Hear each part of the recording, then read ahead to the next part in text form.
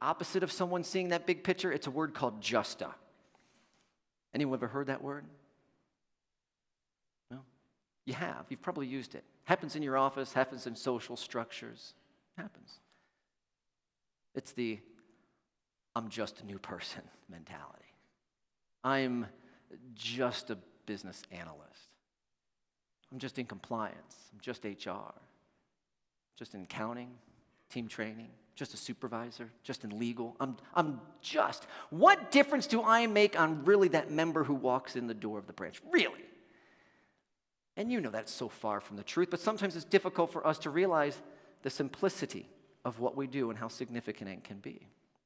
I was asked one time, I had a charity call me, and they called me up, and it's like, there's this boy in the hospital who loves magic.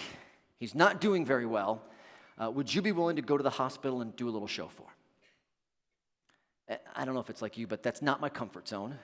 And I'm there on the telephone like, well, not making excuses, but I was like, I'm just not good with the hospital and the shots. And they're continuing. He's 9 years old. His name is Nathan. He really wants to meet David Copperfield.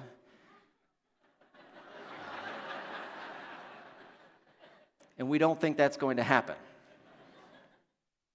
So we've called you. And now I'm literally going, but wait a second, I'm just Jon Petz. I'm just a magician from Columbus, Ohio. Everything I could think of. What am I going to be able to do that world famous David Copperfield's going to do? Now, somewhere in there, as I'm sure you would also, I agreed. And they said, well, fabulous. Can you be here today? Sure. I packed up threw a few things in my pocket, some cards, some coins, and I jumped in the car and I drove downtown to a Nationwide Children's Hospital, a Nationwide Insurance. I believe you guys work with them. It was odd because they brought me up to the room and they brought me in. The first thing I see is a couch, and I didn't meet them yet, but it was the mother, the father, a sister, and then there was a priest. And you got to figure the whole time driving, I'm sick to my stomach, the butterflies, and then to walk into the room and have the realization of that wow moment. Uncomfortable. The nurse introduced me.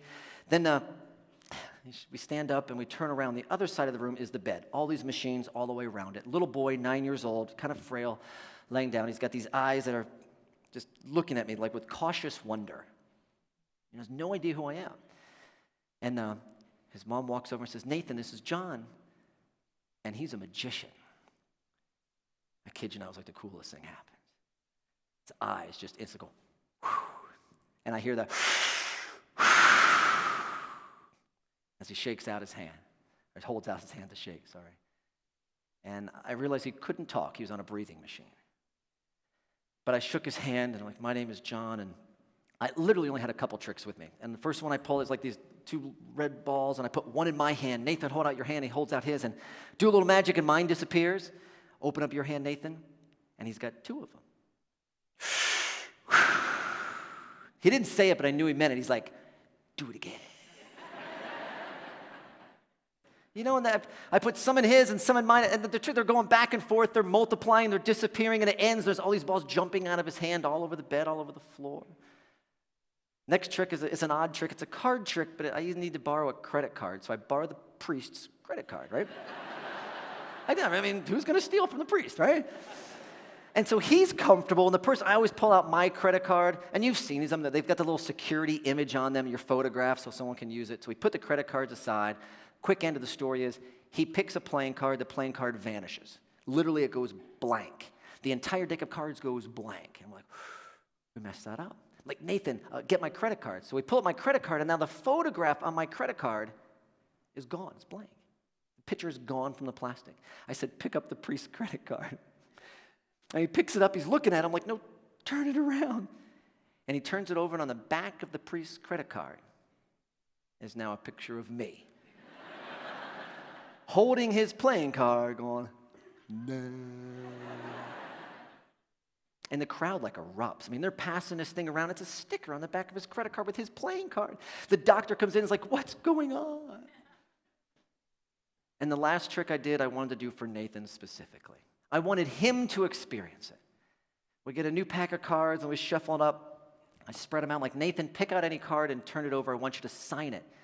Just like Shauna's $100 bill. We're going to sign it. So if we ever see it again, we absolutely know it's your card. He reaches in, he pulls it out, and he turns over. The 7 of hearts. Never forget that.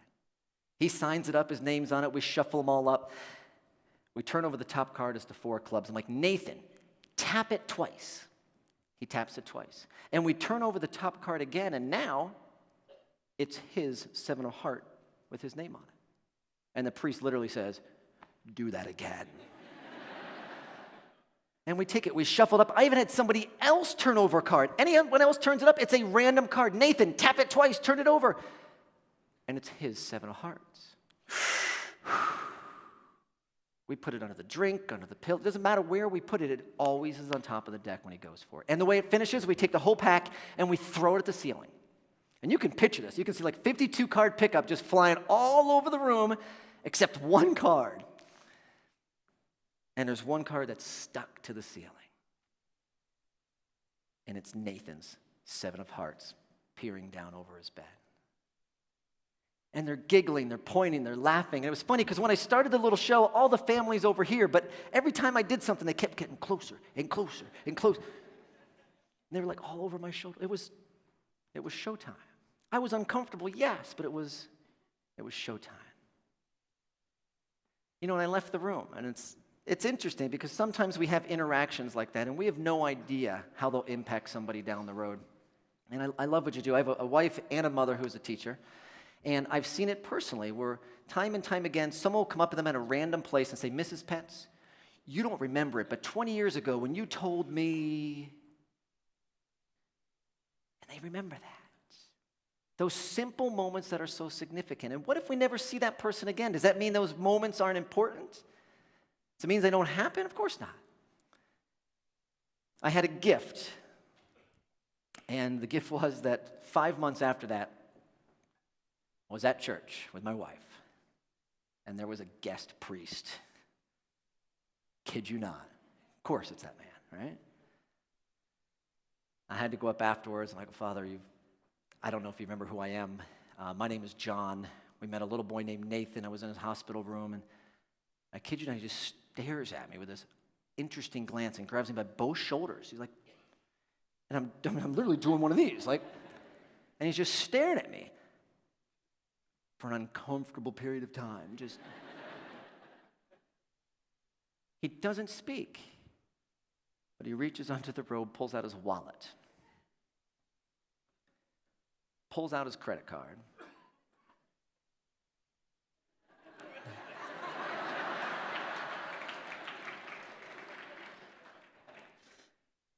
He's like, I know exactly who you are. You have no idea of the amount of people I've told about the 7 of hearts. I've shared it in sermons with congregations. I've shared it with families in the hospital who have lost a family member or who may be about to lose one. He says he always shares it as our unique gift. We all have a unique gift. And are we willing to share it with others? It doesn't have to be a magic trick. Then he shared the tougher part. He shared with me that Nathan passed 8 hours after I was there. And he told me that the family took the 7 of hearts from the ceiling and they put it in Nathan's casket. To them, it symbolized the last happy moment they had as a family.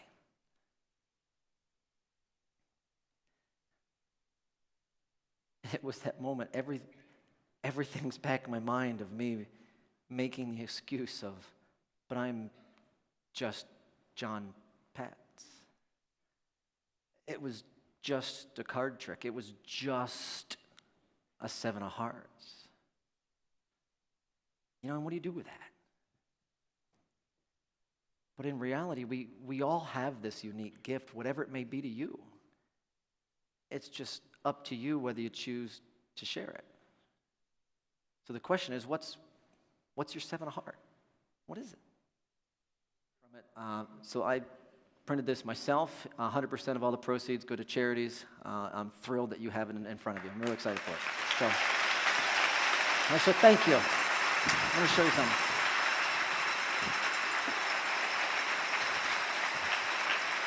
I'm excited. In the back, there's a 7 of heart, and on the back of the card, there's a unique number. You can jump on the 7 of Hearts website and log the number, and then give the card to someone who makes a difference. Pay it forward. If they hold a door for you, if they're here and they do something neat, give them the 7 of Hearts. Give it to your members, coworkers, family, whoever. My goal is that a 7 of Heart makes it around the world and somehow ends up in the hands of one of Nathan's family members. That's my goal. So I'm excited for that.